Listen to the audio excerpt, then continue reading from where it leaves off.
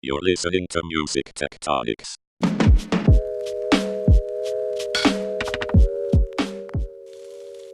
Welcome back to Music Tectonics, where we dive beneath the surface to see what's happening with technology in the music industry. I'm your host, Dmitri Vietze, the founder and CEO of Rock, Paper, Scissors, a PR firm that specializes in music and tech and music tech.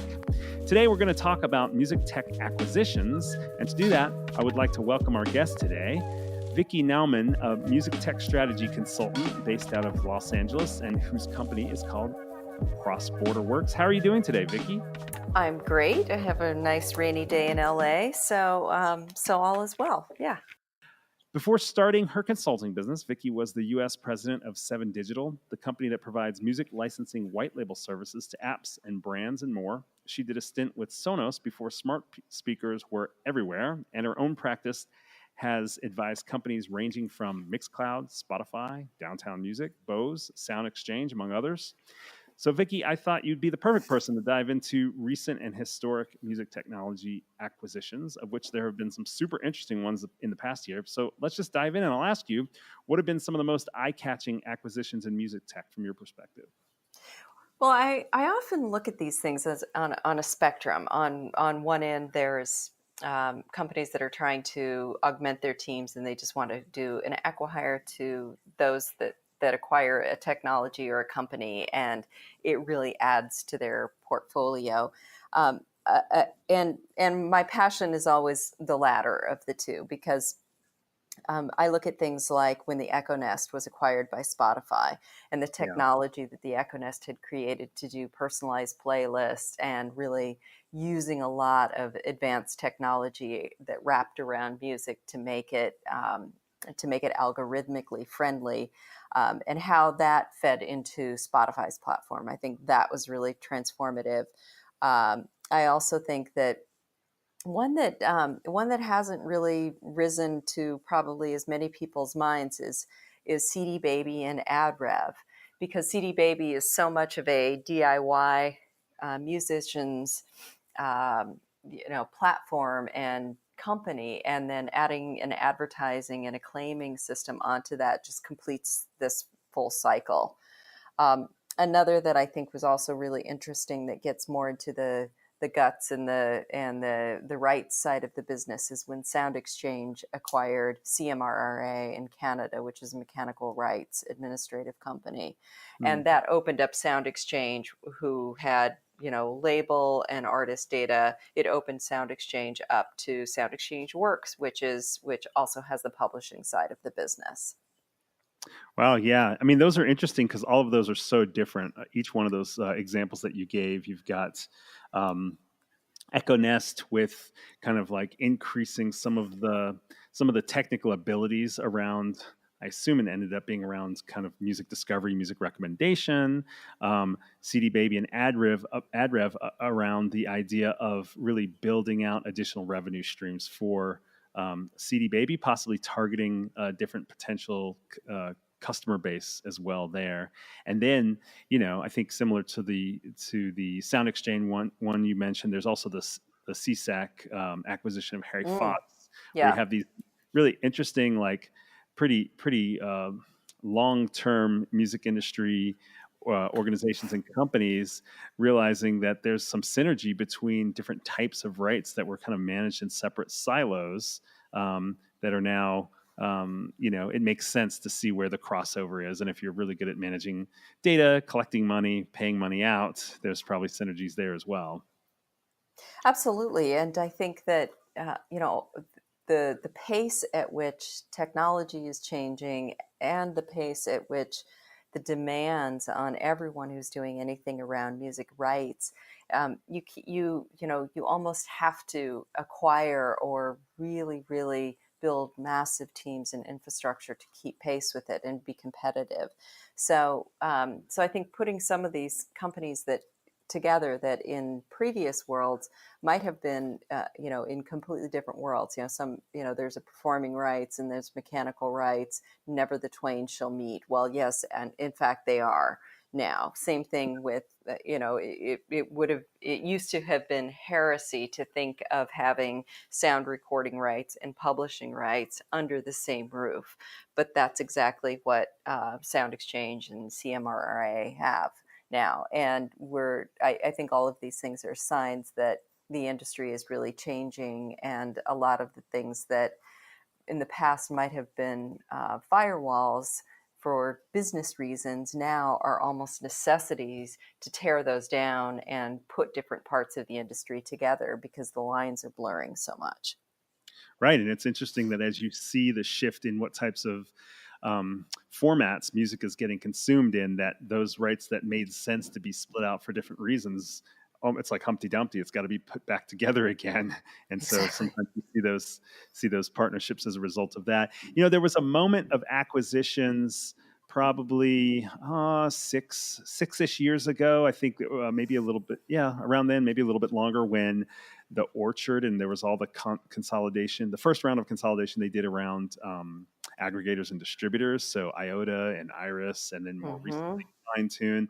But that's like one pattern, the kind of consolidation where you're like, okay, I'm gonna buy up my competitors and build something bigger, something stronger, instead of competing with them. So that's kind of an interesting category. And then I never really knew, maybe around that same, I kind of block in the same era when YouTube bought Bandpage, and I never really knew how to interpret what that was about. Right. Yeah, exactly. I mean, I think that, what I always look at, what problems did some of these startups solve that really made them attractive for an acquisition? And I think with Bandpage, they took this completely disparate collection of merch and more, kind of specialty items that were related to bands, and they organized it and they created some intelligence around that. I don't know whether or not that has had life within the YouTube environment, or if it ended up just being that the team was useful and there were parts of the technology and the relationships. But I think that having some startup makes sense out of a part of the industry that's very chaotic and noisy. That intelligence just right there is sometimes enough for a company to acquire them, keep the founders on for a few years, transfer the knowledge, and then everybody goes off their separate ways. And I definitely know there are some of the Bandpage folks that came over that are still at YouTube as well. Maybe not the founder, but so there is that piece where it's almost like, well, maybe there's a little bit of heat and energy from whatever a company is offering the service and how to integrate it, but at the same time you get that acqui-hire component as well. Exactly. Another one from that kind of era of acquisitions was Beats acquiring Topspin, and then Apple immediately after that, Apple acquiring Beats, which makes me think it was all meant to happen in a row. I'm not sure, but that was an interesting moment because there was wasn't Beats acquired for like billions of dollars? Yes, they really were, and I feel like that's one that I don't really feel like there has been this explosive result of it. Apple. We all know about Apple. If Apple wanted to make higher end headphones, they could have done that. They certainly had the technology and the capital and the expertise to be able to do that. They must have seen something about the relationship with Beats, and there were double wrap ups because it was Beats acquiring Mog as well as Topspin, and all these things got kind of wrapped up. And then, but as far as the headphones play, I felt like Beats really had its own brand, had its own identity, and that hasn't really, in my mind, gelled with Apple as much as you would have imagined. I was convinced when I saw that. I was convinced that Apple was about to launch a type of smart headphone, like a headphone that could operate separately from a phone and have your phone integrated into your headphones, so you wouldn't carry anything in your pocket. You just put it on your head. Yeah. And it would read your email, and you could talk to it and send email, and exactly. and just like get rid of the phone completely. Instead, they, years later, they went after the watch, which has been pretty successful with them as well. And the other piece about that was at that moment, Beats had launched Beats Music. So it could be that Apple saw that as a potential threat. Yeah. Yeah. Um, Well, and and the Beats Music was the baseline for Apple Music subscription service, which was always something that in Steve Jobs' era was, we're not going to do subscriptions. That's not what we do. They got into the streaming music marketplace. They got a big jump start because they got a great team at Moog.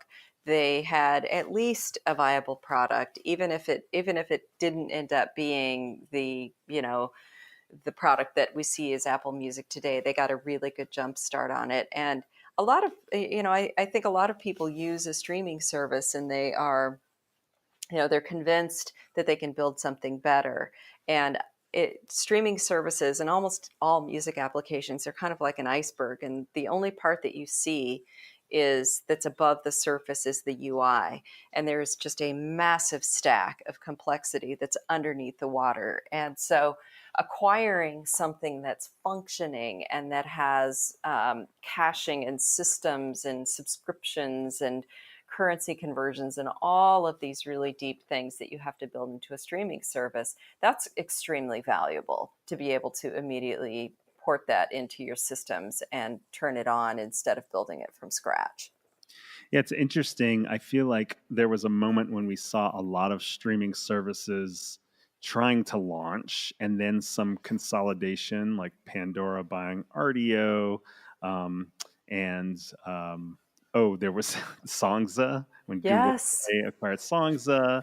There was a moment where it seemed like there were going to be a little more competition there, and it's kind of seems like it's settled out. And to speak to your point about what's going on beyond underneath the surfaces, now it feels like you're starting to see some, I don't want to call it backfill, but some industry beneath the hood kinds of startups that are getting created and then acquired.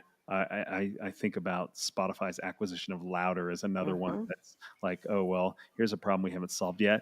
Or Exactuals doing those micropayments, both in the Hollywood TV film industry and the music industry, first acquiring what was left of Dart when they were reorganizing, and then that getting acquired, Exactuals getting acquired by City National Bank. So there's some really interesting like B2B stuff happening that the consumers would never even see, but is kind of, I think, answering some of the stuff you're talking about that happens under the hood.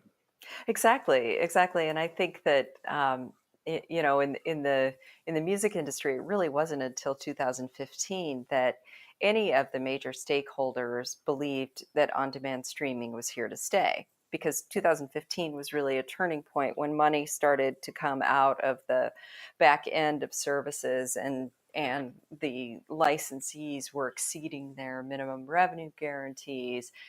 But by that time, 2015 was the realization. 2016 was the year that everyone realized they don't have the infrastructure to manage the volume of data. And so that has sent just layers and layers of kind of ripple effects throughout the industry on PROs and labels and publishers, DSPs, and while a lot of these traditional companies, they built infrastructure that was more designed around $20 transactions for a CD and not so much around billions of lines of digital reports. Many others saw that as a huge opportunity and seeing like, okay, well, music industry may not be known for its highly efficient data management, but City National and some of the companies that are coming in straight from the tech side, absolutely they can add expertise teams and have existing products that you just sometimes, if you don't have it in your DNA to do certain things, you're much better off just acquiring. So we've talked about a wide variety of acquisitions in the music tech space. I'm curious about different patterns we see from certain types of entities, say major labels, what kind of acquisitions they're doing versus streaming services. We talked about PROs and at least one distributor. We haven't talked as much about ticketing companies, private equity companies. I'm just curious, are there any patterns that you see based on who the company is that's acquiring, the one that's buying? What are they buying up? Is there any patterns emerging?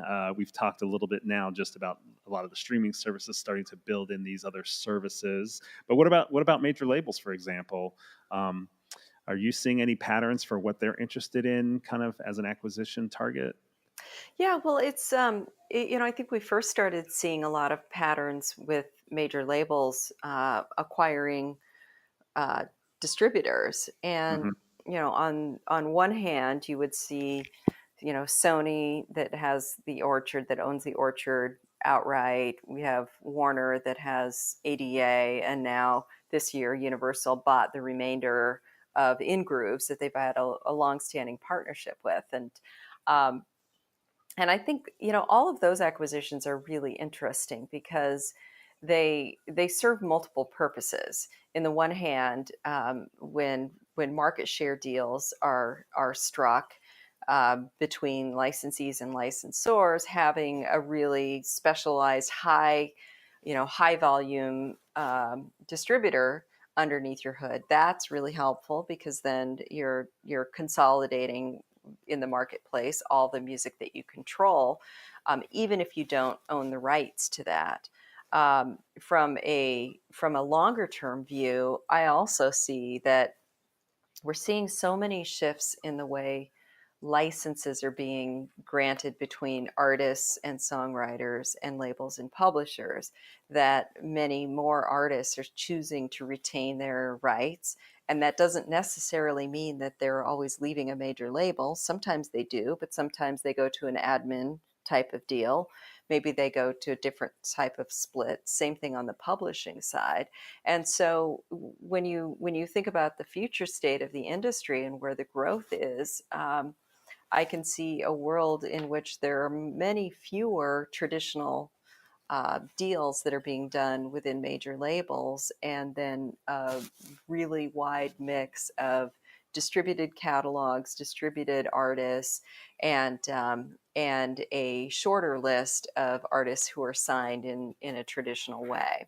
But I also have seen Warner Music has made a couple of acquisitions that are also clearly bolstering out their marketing, and so I think that the major labels have often, they've often been criticized as, being these big lumbering giants, but I don't see it that way. I see them all really very strategically looking at where the business is going and how they can make sure to ensure their future stability by adding to what is under their corporate entity.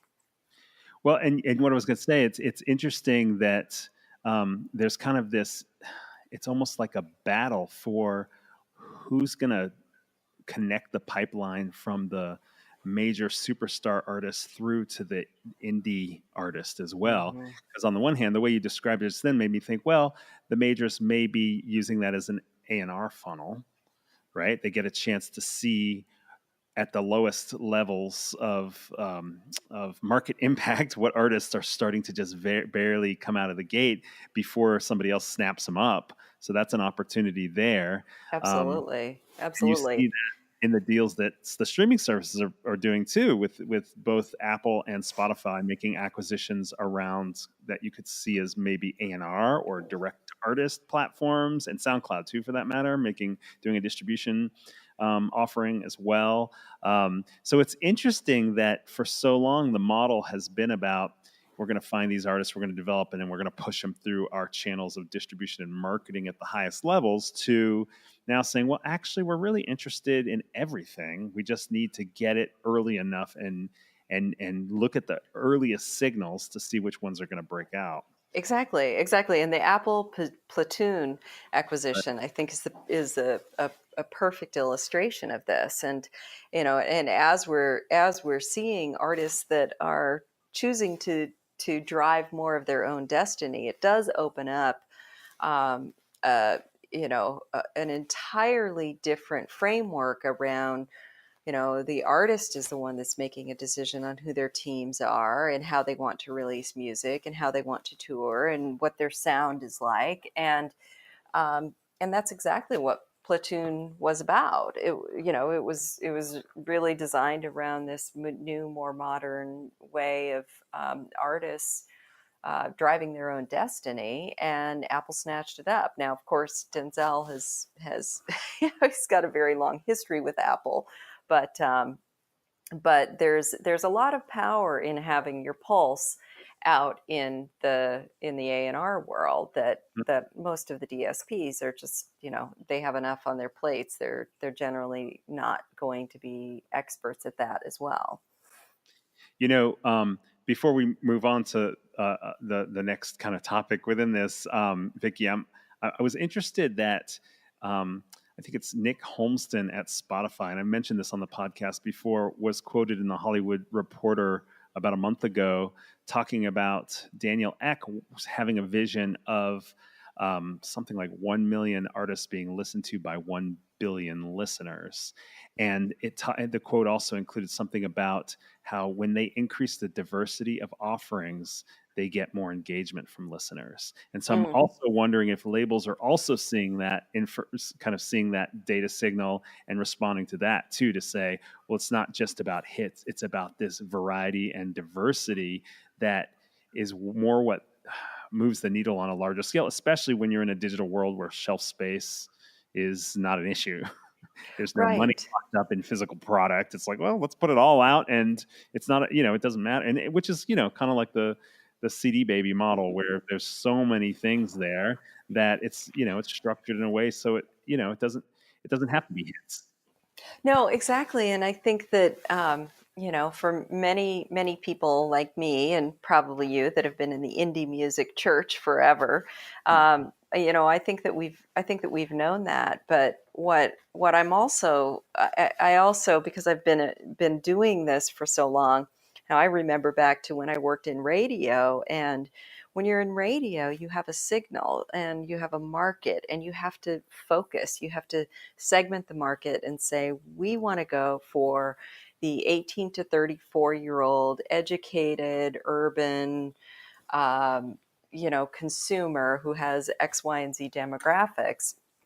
That segmentation is what I feel is really that's the next phase of what streaming services are, because you can't just have the 5 biggest most well-capitalized companies in the world plus a few standalone services offer the identical catalog at an identical price and think that that's going to be enough to serve a wildly diverse music consumer fan base. So you do have to differentiate. And where do you differentiate? You don't differentiate with the 5 or 10 artists that are at the top of the charts. You differentiate in the middle, and with different sounds and people that are inspired and bringing more diverse music into the mix. And we saw that Win report that came out a few months ago at 39% market share for the indie sector. That's because of streaming, and that's because of playlisting and the low barrier to discovery. Yeah, it's great. As a music listener, for me, I have pretty eclectic taste. It's great for me because I feel like I have access to so much more music than ever before. With the hits-driven commercial radio model, for example, or even music video model from the old days when I was growing up. Hey, I want to switch gears, Vickie. It seems like a lot of music tech companies hope for an acquisition as their exit strategy. I'm curious, from your perspective and your work with startups and music tech companies, do you think that's an okay mindset for startups?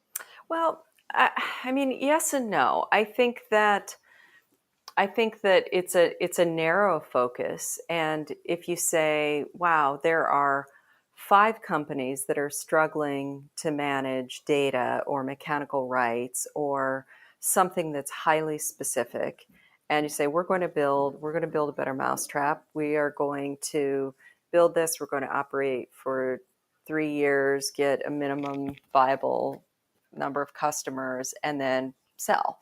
I think that particular things like like data and, very specific technologies, I think it can be an absolutely fine strategy.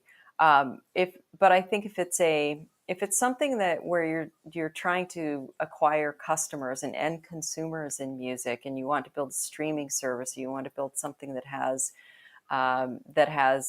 created some sort of resonance with music fans, I think you have to have a different view on that, because things don't always go as planned, and consumers oftentimes are very fickle.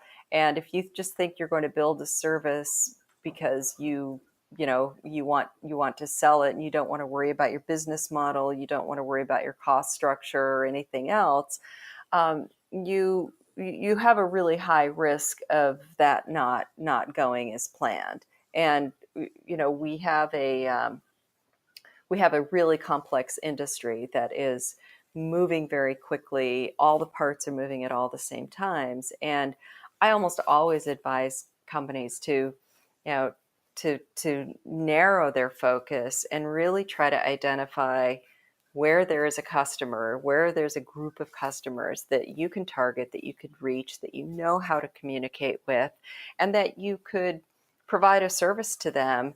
And it's much better to really deliver something specific and then go on to build your business or go into an acquisition than to just try to launch something and be beholden to either what your investors may have asked or what you think is a potential acquisition, and you lose sight of the fast changing marketplace, and then you're left with nothing.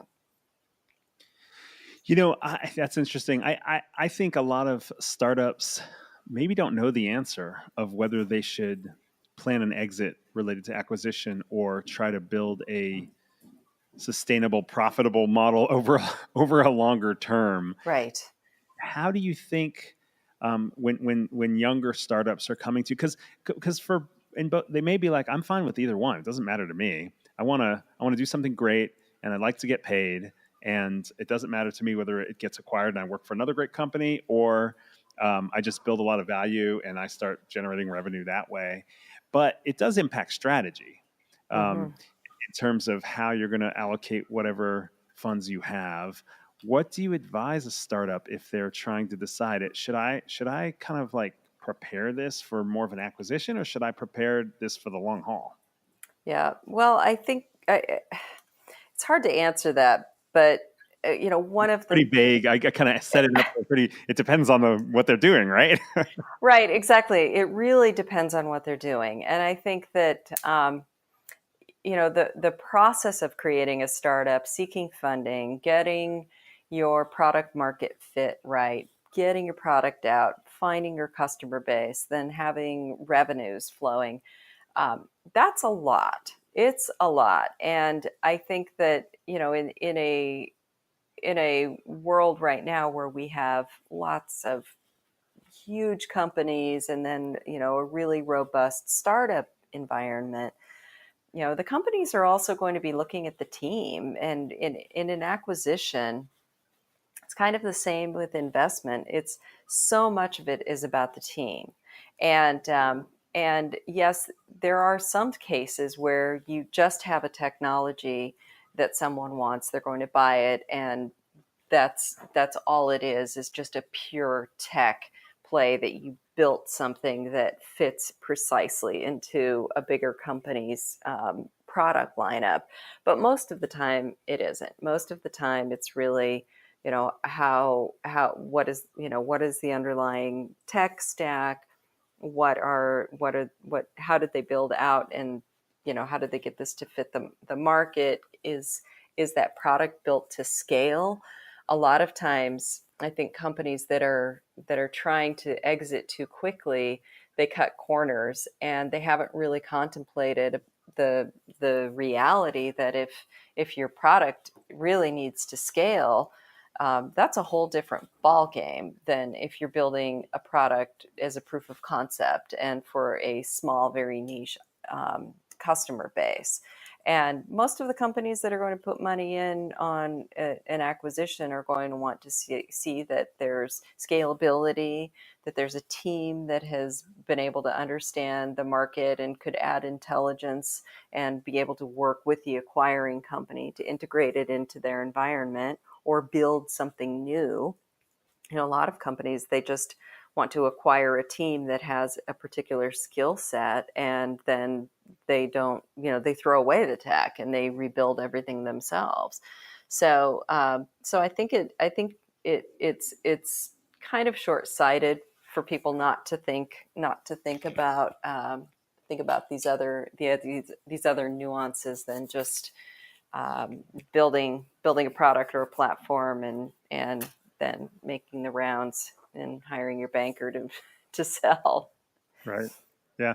Great. That's super useful. Let's widen it out a little bit. What do you see as the biggest challenges in music technology right now? Well, one of the things, I'm working with a finance company called 23 Capital out of the UK, and so I'm getting a different purview of the market as a result of that. And one of the things that I'm seeing is that I can't emphasize enough that Spotify's listing and the ability for Spotify to be able to retain value and retain Wall Street support, despite some of the major stakeholders in Merlin, selling their equity stakes. That really created confidence in music in the investor community. But I think that it didn't necessarily create understanding. And in some traditional VCs' eyes, they see there's only one Apple, there's only one Amazon, there's only one Facebook. There's only going to be one music company, and they see the consumer facing side of it, and they see a tremendous amount of value there. But a lot of the problems that need to be solved, and the big opportunity around segmenting the market, these require a much more nuanced understanding of the music tech space. And I don't see that there's a lot of understanding of this. And I think there's a lot of really amazing startups out there that are struggling, that are really, really struggling to get the equity funding that they need.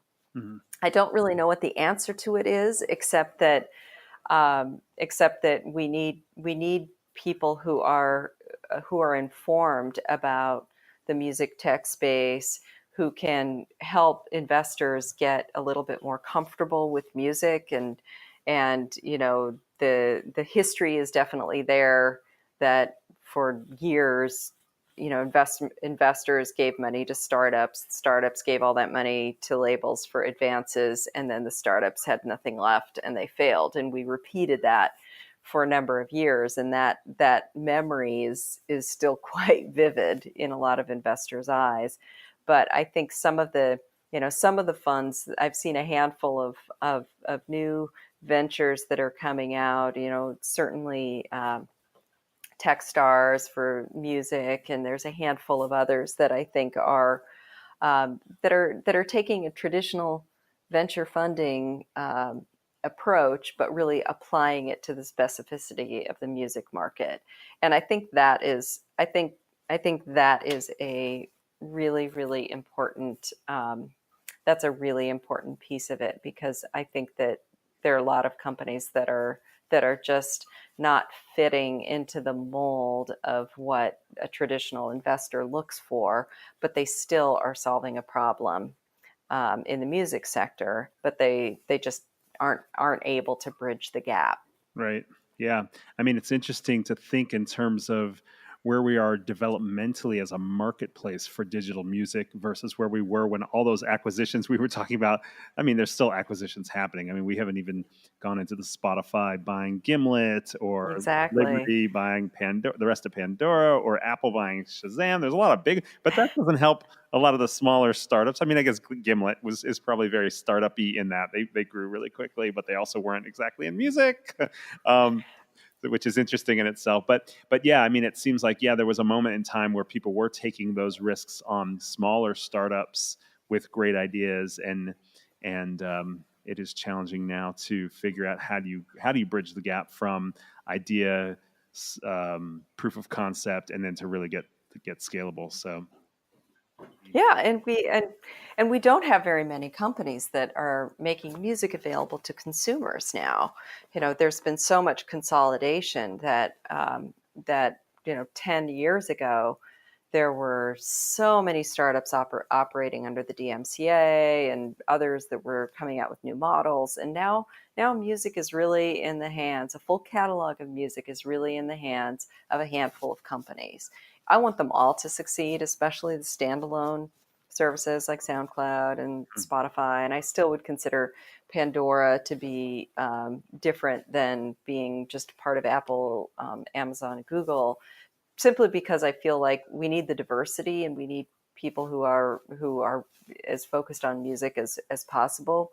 But the market is consolidated, so there really aren't that many opportunities in the consumer facing world right now. But I think as we look at the future, I think segmentation there will be. I think there's a lot of problems that still need to be solved, and startups are very poised to do work around all the rights and the data issues that we have and analytics, and and then the artists that are going off on their own. There's a really compelling mix of companies out there that are hybrids of management companies, artist development platforms, and media companies, and that's also a really exciting space. Wow, yeah, there's so many interesting things that are evolving with those kind of hybrids and evolutions that wouldn't have existed in a previous moment. So I want to wrap up by asking you now at the micro scale. You're in LA. What's the LA music tech scene doing these days?